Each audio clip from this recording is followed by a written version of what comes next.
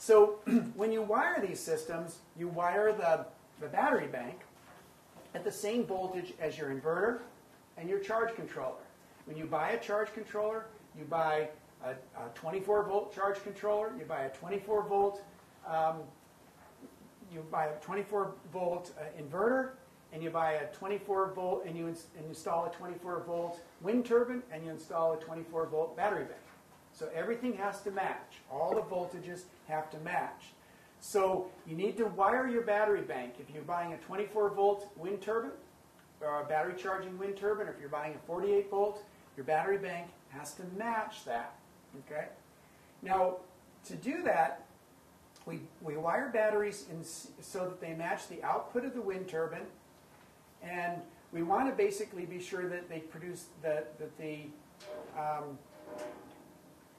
they produce the correct voltage to match your renewable energy source, and they store the right amount of electricity in amp hours that you need for windless periods. So that's your real goal in wiring a battery bank. One is it has to match the voltage, and two, you have to look at how much electricity, again, we're talking off-grid systems, how much electricity am I going to need during the windless period?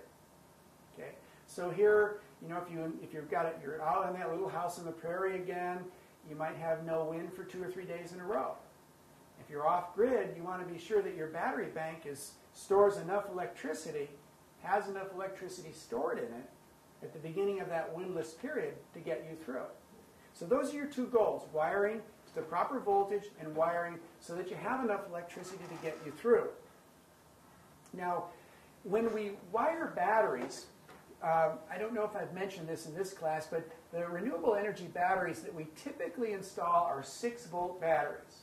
There are 12-volt batteries on the market, but most systems use 6-volt batteries. They're heavy enough. They're pretty heavy batteries. We're looking at 80-pound batteries, so it's enough weight to manage. So most systems employ 6-volt batteries, and in order to get the voltage up to the proper system voltage, we wire them in series.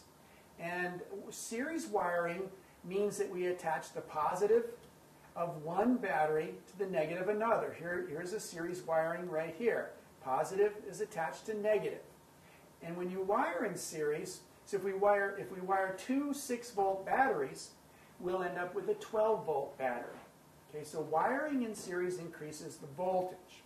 If we have a 24-volt system, we'll need 4 6-volt batteries wired in series to produce 24 volts. Okay? Now, if you have a 48-volt system, you'll need 8 6-volt batteries wired in series. Positive to negative, positive to negative, positive to negative. Okay?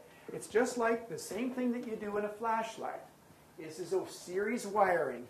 You take 2 1.5-volt batteries, essentially wire them in series. This is negative, that's positive. You put them together, now you have 3 volts. If I put another one on, I'd have 4.5. If I put another one on, I'd have 6 volts. So that's what wiring in series means. So we wire in series to increase the voltage. Now, let's look at an example. Let's suppose that we had 2 6-volt batteries, and each battery stored 200 amp hours.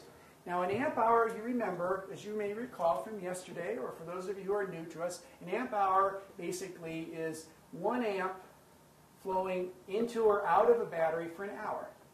Okay? And an amp is a certain number of electrons. So it's a lot of electrons flowing into that system.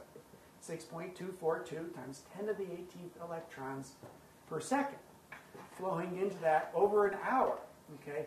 So if we take these 2 6-volt batteries and wire them in series, what we end up is a 12-volt battery bank now, because wiring in series increases the voltage. Now, each battery contains 200 amp hours.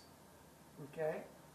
Now, the thing about this is, when you wire 2 in series, it does not change the amp hour capacity of that system. In this system now, even though you've put 2 batteries, each that holds 200 amp hours together, wiring in series only increases the voltage. It does not increase the amp hour storage capacity.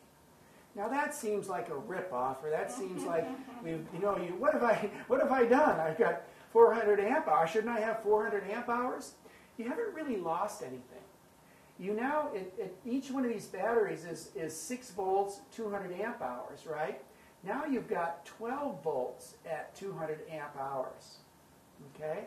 You actually, I'll show you shortly, you actually still have double the electricity. Even though you only have the same amount, even though you have 200 amp hours, you still actually have double the electricity. It's just one of those physical rules that puzzles a lot of people.